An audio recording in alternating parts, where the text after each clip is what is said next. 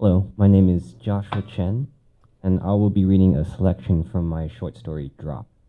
Um, it's a little long, so I'll only read a selection. I'll leave you with an exciting cliffhanger. Drop. Today a glass slipped from my hands and broke apart on the floor, and I stood there staring at it for a while. I hadn't thought of my mother in so long. She would often remind me not to drop any of the dishes as they made their journey from sink to cabinet. She had always been so scared of falling and couldn't even bear to see plates fall, much less herself. It was the loneliest and most dangerous thing one could do, she'd say.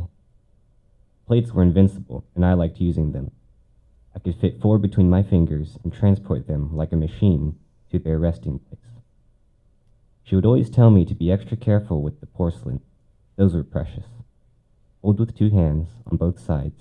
Keep it flat, like this. Good. My mother nearly cried the time I dropped one, and I did cry, afraid that she would too. The pieces bounced sharply, and some flew across the kitchen floor, and others vibrated against the tile like coins, until it was quiet again. I stared at the ground blurrily, motionless, but she took me into her arms and kissed my forehead, and whispered that it would be okay. Only plates, after all.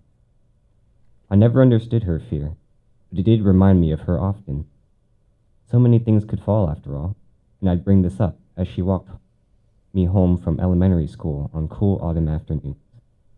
But the leaves fall, I'd say, and they were, all around us, twisting gently through the air like little fairies. And the ground catches them, she'd say. And us? Not us, dear. And she'd take my hand, and we would walk along. I never asked her more beyond this. Something in her voice reminded me of a gentle finger pressed against my lips, asking for quiet.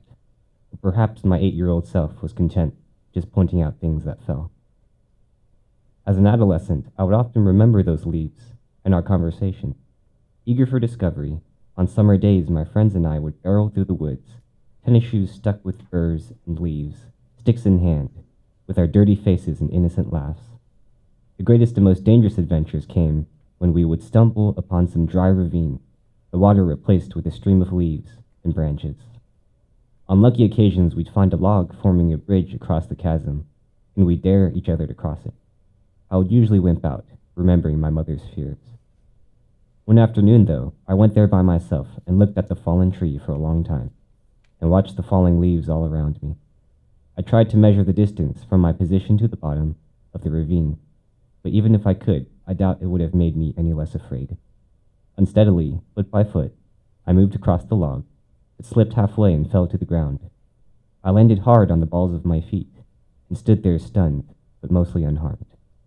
I remember it was the first time I felt a little bit invincible.